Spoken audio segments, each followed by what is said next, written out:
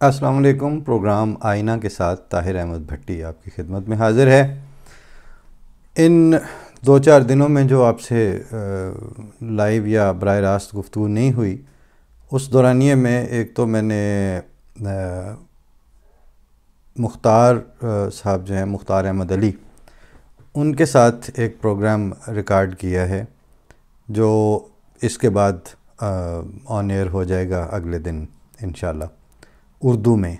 उसकी बुनियादी थीम ये था कि इस्लामाबाद में जो एक कॉन्फ्रेंस हुई जिसमें अक़लीतों के बारे में centre for piece and justice ने ऑर्गेनाइज़ की थी, और ये मुख्तार साहब जो हैं वो centre for piece and development initiatives पुराना इदारा है और राइट टू इन्फॉर्मेशन के बानी हैं ये।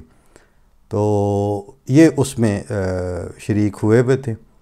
तो उसमें जो एक सर्टन डिस्क्रिमिनेशन थी about the presence and representation of Ahmadis, उस हवाले से फिर मैंने इनसे बात की। तो वो आपके लिए तफसीली प्रोग्राम होगा, तकरीबन 30-40 मिनट का है। उम्मीद है आपको पसंद आएगा। मैं उसका एक तज़किरा कर दूँ।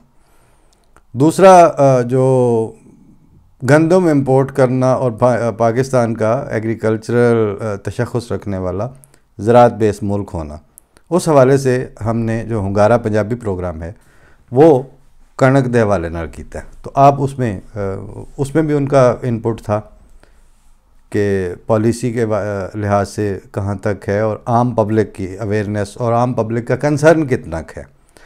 लेकिन इन सारी चीज़ों को जो इस वक्त इर्द गिर्द चल रही हैं, हमारे एक मैं दोस्त इसलिए नहीं कह सकता कि मैंने तो उनको सोशल मीडिया पे उनकी पोस्ट देखी थी, और पोस्ट जो देखी तो वो मुझे ऐसे लगा कि जैसे गालिब ने कहा ना कि देखना तकरीर की लज्जत के, जो उसने कहा मैंने ये जाना कि गोया ये भी मेरे दिल में है। तो मारूफ उन मानों में नाम नहीं था कि जैसे जो आप रोज़ाना मेन स्ट्रीम कॉलमनिस्ट या एंकरों की बातें सुनते हैं या पढ़ते हैं। लेकिन मेरा तो पहले दिन से ये अंडरस्टैंडिंग है कि किसी का मशहूर हो के आके फिर बात करना और फिर आपका सुनना, ये अगर आपकी समातें इस तरह पे ट्यून हैं तो अभी आपकी समातों की तरबियत होने वाली है। और अगर मीडिया इस मयार पे है तो मीडिया की अपनी कैपेसिटी बिल्डिंग और ट्रेनिंग होने वाली है। क्योंकि बात अगर कहीं पे वो मिल रही है कि जो बिल्कुल लगा खाती है और 52 तोले पाव रत्ती पे पूरा उतरती है, तो बस उस पर ये क्यों पूछ रहे हैं कि इस बंदे का वो जो है वो मैं आगे बात याद के मैंने जब हम इस्लामाबाद में होते थे तो मकान ढूंढना छोटा सा आइडियल खोली टाइप 1.5 कमरे का, और वो भी बैचलर के लिए, तो वो हमने मार्क करके तो जहाँ फ़ोन करना तो उन्होंने कहना कि जी फ़ोन कर रहा है कि जी आपने ये इश्तिहार दिया था मकान, अच्छा तुम्हारी शादी हुई है, फैमिली है? मैं कहा जी फैमिली के लिए तो 10-15 लाख रुपया चाहिए फौरी तौर पर अगर करें तो इतने होते तो हम उसमें घर ही बना लेते। फ़िलहाल हमें किराए पे मकान चाहिए। हाँ, ये हम आपको गारंटी कर देते हैं कि हम आपके इर्द गिर्द जो है वो जिन चीज़ों का आपको ख़तरा है वो हरकतें नहीं करेंगे। बात यह है कि किसी ऑर्गेनाइजेशन का या किसी इदारे का ये कहना कि आप पहले कहाँ कहाँ छपते हैं, आपको कितने लोग जानते हैं, आपकी क्या रेटिंग है, उसके बाद आप, इसका मतलब है कि वो इंसान ने जो सेंसिबल बात करनी है वो क्या सिर्फ रेटिंग के लिए करनी है? तो लिहाजा इनका बड़ा सादा सा उसलूब और बड़ा सीधा सीधा ऐसा अंदाज़ था। मैंने पढ़ी और फिर उसको कॉपी पेस्ट किया, लेकिन इससे पहले मैंने उनसे रब्ता कर लिया। आमिर फ़ारूक साहब हैं, इस्लामाबाद से ही हैं, और ज़ाहिर है कि 20 साल हम भी वहीं रहे, वो ये भी। और जब मैंने उनका प्रोफाइल में तस्वीर वगैरह देखी तो कुछ शनासा भी लगे, और हमारे कॉमन फ्रेंड्स जाहिद काज़मी साहब, वजाहत मसूद साहब और उमैद मलिक और ये सारे तो थे ही उनके वहाँ पे। तो मैंने फिर उनको को फ़ोन किया कि जनाब मैं आपका ये राइटअप जो है वो इस्तेमाल करना चाहता हूँ। तो उन्होंने बस और चश्म इजाज़त दी। तो मैं पेश करता हूँ। उन्वान उन्होंने इसका जो है वो पता नहीं रखा है कि नहीं, मैं देख लेता हूँ। हाँ, 2 लाइनों में उन्होंने लिखा है कि बजट सादा है लेकिन सादा बात समझने से हम क्यों इनकारी हैं, ये एक सवाल उठा के। तो आमिर फ़ारूक साहब लिखते हैं कि वफाकी बजट को छोटी रकम में समझने की कोशिश करते हैं। बड़ी रकम बोलते हुए मुआशी माहिरीन भी 1600, 180 अरब, 1600 करोड़ अरब, 16 लाख वगैरह में फंस जाते हैं। तो मैं आप कैसे समझेंगे? इसलिए इतने रुपयों पैसों में समझने की कोशिश करते हैं जितने मेरे और आपकी जेब में होते हैं। 1 जुलाई से 30 जून तक 1 साल के लिए वफाकी हुकूमत के अखराजात 9 रुपये 50 पैसे होंगे। इन्होंने उसका ये पैमाना या इसको बिल्कुल छोटी सी रकम बना के, खर्च की तफसील ये है कि जो हमारे ऊपर कर्ज़ा है उस पर जो सूद है उसकी अदायगी में जाएंगे 3 रुपये और 95 पैसे। और आगे डिफेंस की वजह कहते हैं पिस्तौल और बंदूक के लिए 1 रुपया और 52 पैसे, 52 पैसा। पोलो सड़कें वगैरह जो है यानी इस तरह के कम्युनिकेशन और ज़राए और डेवलपमेंट के लिए तो कहते हैं उसके लिए सिर्फ 80 पैसे। सिविल इंतज़ामिया और ब्यूरोक्रेसी जो होती है उसके लिए 55 पैसे। पेंशनों के लिए 53 पैसे। बेनज़ीर इनकम सपोर्ट प्रोग्राम और बैतुल माल वगैरह के लिए 1 रुपया 24 पैसे। मुस्तहिक अफराद को सब्सिडीज़ देने के लिए 70 पैसे। ये टोटल हो गए 9 रुपये तो 29 पैसे। बाकी के 21 पैसे तलीम शलीम और सेहत माहौल शहौल वगैरह पर लगेंगे। ठीक, यानी एनवायरनमेंट और एजुकेशन सेक्टर और हेल्थ के लिए टोटल जो है 21 पैसे, वो 9.5 रुपये में से। अब असल सवाल ये है कि 9 रुपये 50 पैसे आएंगे कहाँ से? वो करोड़ों और अरबों और इतने 100 अरब की तकरीबन 7 रुपये मुल्की वसाइल यानी टैक्स ड्यूटीज़ वगैरह से मिलेंगे। जितना बजट है उसमें से 2.5 रुपये छोड़ के बाकी सारा अब टैक्स होगा इस हद तक। तो बाकी 2 रुपये 50 पैसे शहबाज शरीफ कहाँ से लाएगा? इमरान खान होता तो वो कहाँ से लाता? पिछले 4 सालों में इमरान हुकूमत ने यही बाकी के पैसे पूरे करने के लिए 20,000 अरब रुपए कर्ज लिया। अब शहबाज भी ये फ़र्क कर्ज से पूरा करेगा, लेकिन कब तक? जिस ख़ानदान की हवेली में पैदाइश कम और अमवात ज़्यादा हों वो एक दिन ख़त्म हो जाता है।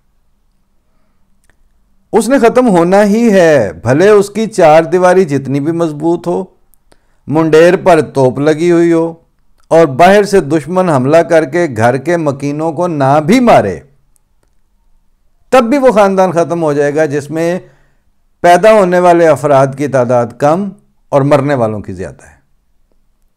इस मुश्किल से निकलने का कहते हैं हल क्या है? कहते हैं आमदन बढ़ाएं और गैर ज़रूरी अखराजात कम करें। आमदन कैसे बढ़ाएं? पैसे पेड़ पर नहीं उगते। लोग इल्म और हुनर से काम लेकर ऐसी अशिया और सर्विसेज तैयार और मुहैया करते हैं जो दुनिया को चाहिए। दुनिया वो लेती है और आपको पैसे या आपकी ज़रूरत की चीज़ें देती है। इसके लिए तालीम याफ्ता और हुनरमंद लोग चाहिए।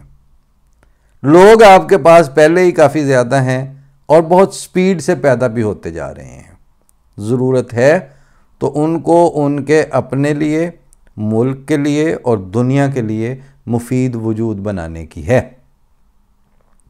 और ये काम पैदावारी सलाहियत बढ़ाने से होगा। उनको हुनरमंद बनाएं। स्कूल कॉलेज में, मस्जिद मदरसे में, सियासी जलसे में, शादी ब्याह की तकरीबात में उन ज़हनों में ये गंद और झूठा घमंड भरने की बजाय कि तुम बहुत ही गैर मामूली लोग हो जिनके ईमान और जज्बे से दुनिया सहमी रहती है। अमेरिका, भारत और इसराइल थर थर कांपते हैं आपका नाम सुनकर, वगैरह वगैरह। उन खराफात की जगह पे उन्हें बताओ कि तुम दुनिया के लिए मुफीद होगे तो खुद के लिए मुफीद होगे। बेकार, घमंडी और मंगते की कोई इज्जत नहीं होती। मुफीद, मुनकसिरुल मिजाज और सखी की इज्जत होती है, यानी कुर्बानी करने वाला सखी इन मानों में भी है। जी लगाकर सीखो, दिल लगाकर कमाओ और इज्जतदार कहलाओ। इसके अलावा ये जो नारे हैं कि वो कर्ज लेके खा गया, ये भकारी तुम्हें गुलाम बना देगा, वो गद्दार थे, ये मुहिब वतन है, ये मीर जाफ़र है, वो टीपू था, वगैरह वगैरह, ये सब बकवास बकवास और सिर्फ बकवास है। इनका मकसद मेरी तुम्हारी गर्दन से इसकी पंजाली निकाल कर उसकी पंजाली डालना है।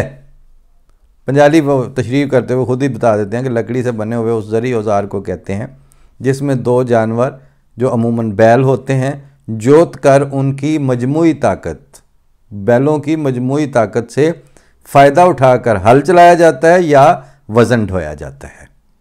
बहुत अच्छी इन्होंने मेटाफर यूज़ किया है, यानी मिसाल और तमसील। पंजाली में जूते ढगे बाहर नहीं निकल सकते, मालिक की मानते हुए चले जाते हैं। ये गद्दार गद्दार के फतवे, ये एटमी ताकत का गुरूर, ये एक दूसरे पर कर्ज लेने के इल्ज़ाम लिया हुआ है, इसमें कोई झूठ भी नहीं है।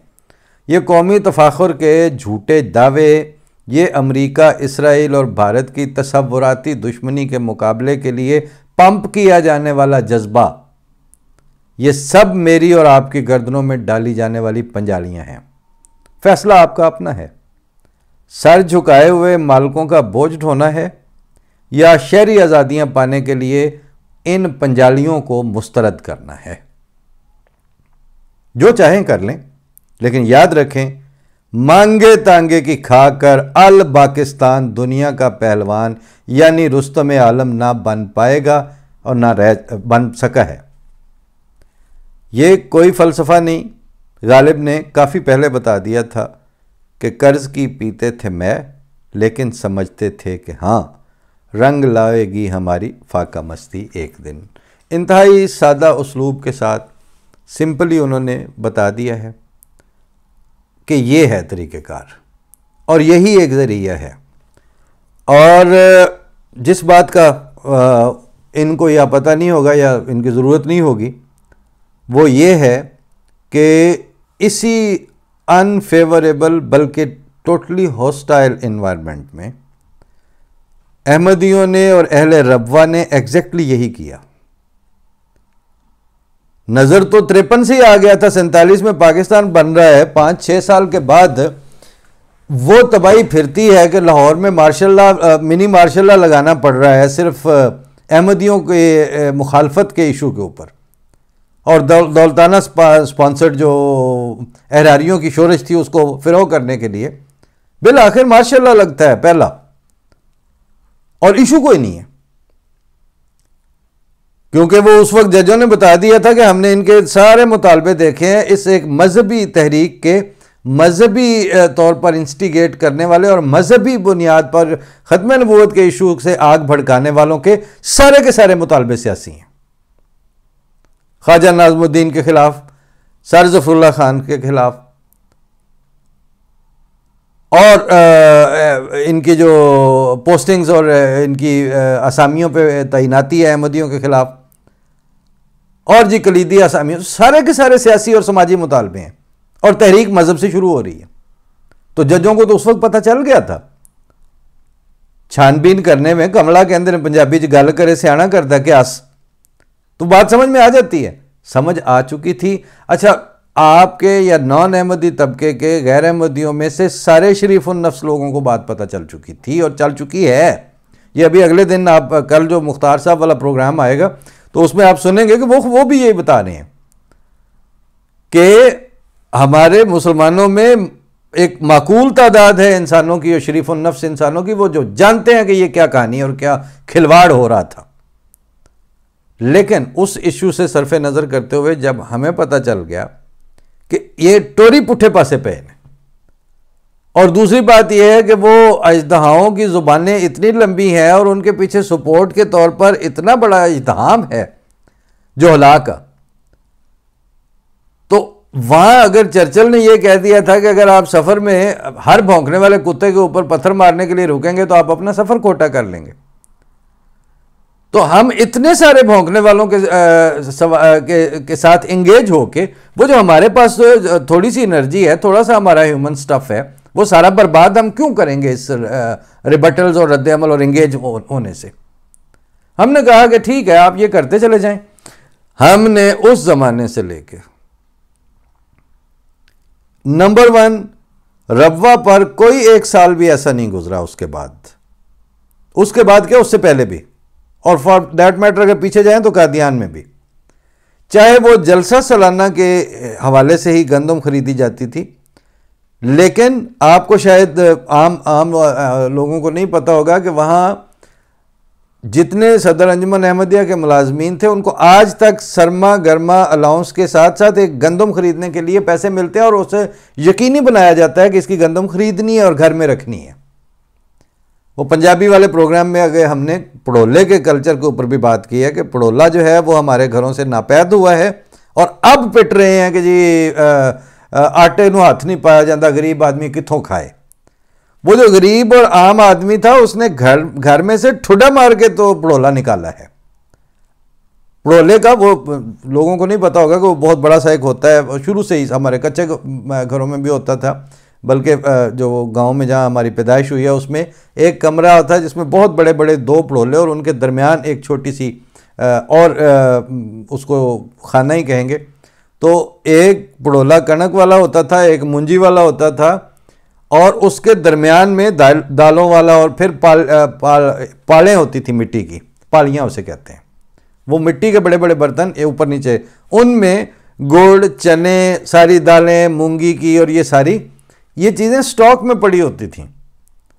और लहसुन के बड़े बड़े गट्ठे जो हैं वो उसी कमरे की छत के साथ लटके होते थे, सारा साल ही ख़त्म नहीं होने। सो वाज विद द प्याज। आप कहेंगे कि जी वो एक पिंड दी गल सी, सवाल ये है कि जो सस्टेनेबल मॉडल है उसको आपने अपने इंडिजिनियस और अपने जाती इलाकों से उठा के रेप्लिकेट करने में आपको क्यों मौत पड़ती थी? आपने पड़ोले को ठुड्डा मारा, आपने पड़ोला घर से निकाला, क्योंकि जिसके घर में 15 मन दाने पड़े हुए हैं तो उसकी मन के करीब ही बहुत बड़ी फैमिली होगी, मन उनकी खपत होगी, तब भी वो 3 मन का बैकअप रखते हैं अपने पास। उनके यहां अगर जो उनके लिए कीमत आप फ्लक्चुएट कर कैसे सकते हैं गंदम की? मतलब अभी बजट में ये 700 की भी कर दें, जिनके पड़ोले में 2500 रुपये मन गंदम जिन्होंने खरीद के रखी हुई थी घर के लिए 12 मन, वो गवर्नमेंट पे ही करे, अपना रेट बढ़ाए, उनके पड़ोले पे तो नहीं उसका असर पड़ सकता। ये चीज़ें जो है, मुझे आमिर फारूक साहब की गुफ्तगू इसलिए पसंद आई है, ज़्यादा मज़ा आया इस पे कि वो जो बड़े बड़े काम थे ना, या जिनके मतलब आप अगर आज समझें कि आप वहाँ के माफिया को, जो कि गवर्नमेंट के नेक्सस के साथ बना हुआ है, रियासत के मुख्तलिफ इदारे और माफियाज का इवल नेक्सस मौजूद है वहाँ पर। मजाक है कि कोई बात हो रही हो तो जनाब फलां जो है वो मलक फलां की जरदारी के साथ कालें लीक हो रही हैं या बना के चलाई जा रही हैं। बेटी उसकी कहती है मैंने उसके इमरान खान की बीवी से काम निकलवाने के लिए ये हीरे की अंगूठी दी, ये किया, वो किया। ये इल्ज़ाम बुशरा बीबी का किसी आम आदमी के या आम फैमिलीज के साथ इस तरह का रिलेशन था। वो जे कौन वाले होंगे तो खान वाले उन्होंने मतलब इसी लेवल पे रिलेशन होते हैं, और यही कुछ है।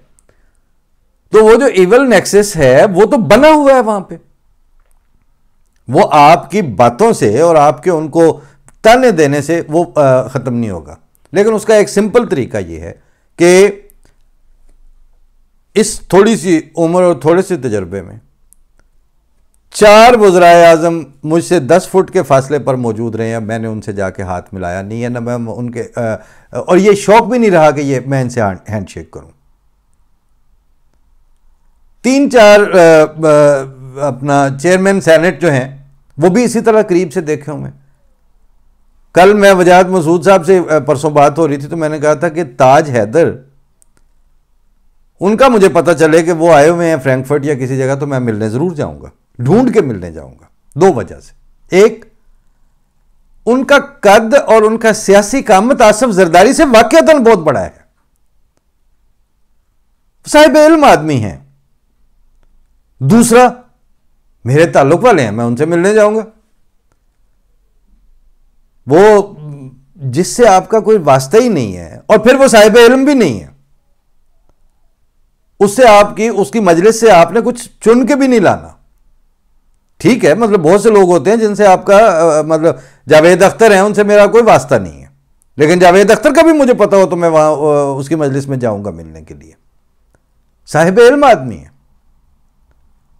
और धैर्य होने के बावजूद वो जैसे वो जॉन एलिया ने कहा कि वो इलानिया मतलब मुल्हिद हैं, लेकिन इल्मी और एकेडमिक हवालों से ब्लंडर नहीं करते। जहां उनको आप चेकमेट देंगे वो सरेंडर करेंगे, अपने हाथ से अपना किंग गिराएंगे। इस तरह के लोगों से तो आप मिलें, लेकिन ये कि जी फलाना फलां हो गया, फलाना फलां हो गया, और वहां पर यही कल्चर प्रमोट हुआ है अब कि किसी से ताल्लुक बनाना है तो वो सियासी तौर पर क्या है, उसकी समाजी हैसियत क्या है, छोड़ दें इनको।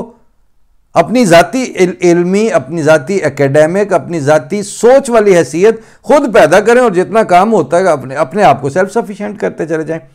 ये मॉडल जिसकी इन्होंने इसमें आमिर फारूक साहब ने बात की है, ये मॉडल पाकिस्तान में अगर पिछले 60-70 साल में किसी ने इनफरादी और इज्तमाही तौर पर अपनाया हुआ है तो वो सिर्फ जमात अहमदिया में पाया जाता है और यार रब्वा में पाया जाता है, और किसी जगह ये नहीं पाया जाता।